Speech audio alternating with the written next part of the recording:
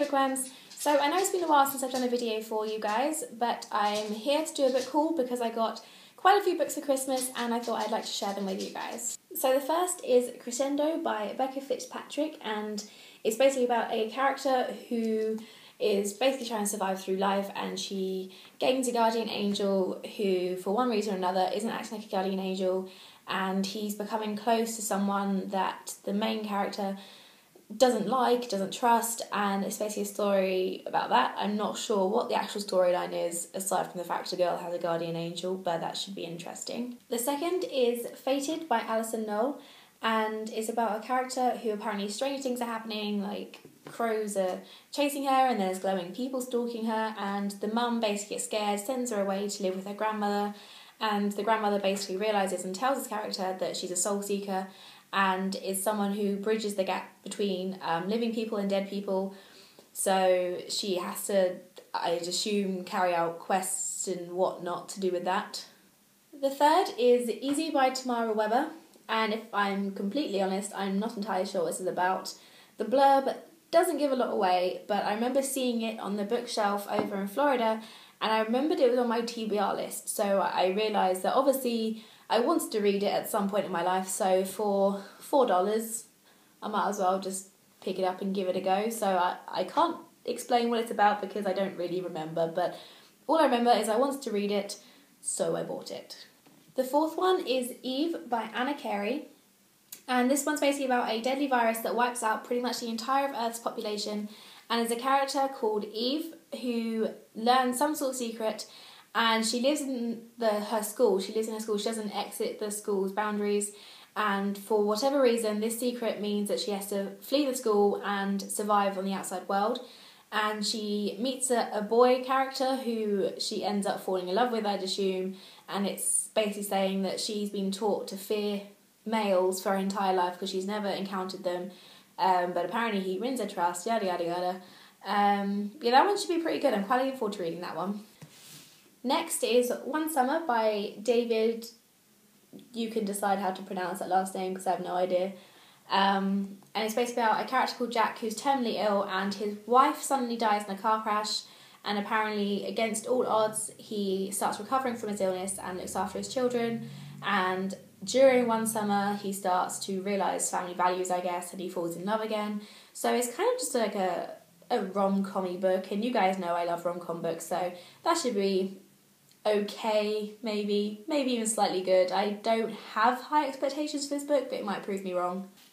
I also bought Prince of Ravenscar by Catherine Coulter, and it's about a character who's got an arranged marriage, and the last thing he knew of this girl, she was young, obviously hadn't hit puberty yet, and she would always stare at him, she was slightly creepy, but apparently when he meets her again, she's a beautiful young lady and he can't wait to marry her. But I can't work out whether it's the groom-to-be or a different character, but they need to work out how his first wife died, because apparently there's like a big mystery surrounding that, so I guess they want to find out whether he killed her, how she actually died. I'm not sure if I'm going to enjoy this book. It's quite long as well, so if I'm not really into reading it, I don't know if I'll ever get round to it, but I don't know, I might.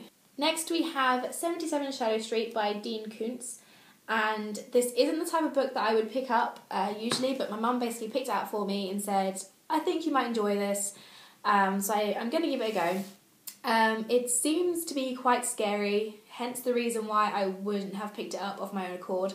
It's basically about a house from the 1800s that had seen all sorts of events. There's been murder, suicide, people turning mad, so quite a lot of bad things have happened in this house, and then years and years later, in the 1970s, it's turned into an apartment complex. And apparently nothing's really happened in that building for ages. It's seemed to be safe and whatnot, but suddenly there's images that are appearing that shouldn't be there, there's sounds that shouldn't be there, and it's just a haunted place, really. So I think it follows the story of several different tenants from the building. I'd imagine that it's told from several different points of view, all about this building and what's happening in it. So I'm quite looking forward to reading that, even though I think I might lose sleep over it. What actually makes me laugh a little bit is there's like some red marker there, and it freaks me out slightly because it looks a little bit like blood. Even though I'm pretty sure it's not, but out of all the books I picked up, the one thing that's got a blood-like substance on it is the book that's the scary book. So that's kind of freaky, but it should be good. Second to last, we have Gone by Michael Grant, and this is the one that I'm reading at the moment. I'm about halfway through, and I'm really, really enjoying it so far. It's basically about a town where everyone 15 and older disappears, so the only people living there are people 14 and down, and it's a story about them trying to survive, trying to kind of get enough food, look after the babies, and basically survive as a community despite the fact that there's no adults, no policemen, no teachers. And I'm really enjoying it so far, like I said. So I should get a book review of that up soon, hopefully, if I have time. But yeah, you should get a book review of that shortly. Lastly, we have The Wizard of Oz, and this was actually a present from my brother's girlfriend. And I'm actually really excited to kind of read this because I really enjoy the story, but I've never read the book. I've only ever seen the film. And the book is actually really nice. As you can see, it's nice illustration on the front. It's leather bound. It's got silver pages, like silver. The edge of the page is obviously not the entire page is silver. So I'm quite looking forward to that. And I think even if I don't read it, it's really nice just to sit on the shelf. Like, that's the spine of it. And it's just a really pretty book. So even if I don't read it, it's a nice book to put on my collection. So that's pretty much all the books I have for you guys today. I read 2 books recently that I wanted to do reviews of, but I don't have the books with me anymore because I left them over in America because I read them over in America.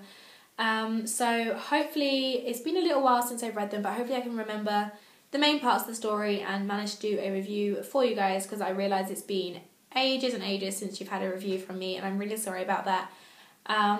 But I will try to do a review for those 2 books as soon as I can. Don't hold me to that because I will either forget or just get really busy, but you'll definitely get a review of this one at some point soon, so you can have that to look forward to. Well, not look forward to, I'm not saying anyone looks forward to my videos, but you have that to expect would be probably a better way to say it. But yeah, that is it. I hope you guys had a really, really nice Christmas, and I will see you guys soon. Bye. Also, just a quick side note, I realise some of you might think it's strange that my Christmas present still had the price tag on, but that's because I got 4 books from my mum and dad and 4 books from my nan and granddad, and I pretty much chose them all myself. I bought them while I was over in America, so I already knew how much they were because I picked them out, so I guess they didn't really see the point of picking the price tag off because I already knew the prices anyway. So just pointing that out in case you guys thought it was weird that my Christmas presents still had price tags on. It's because I picked them out myself.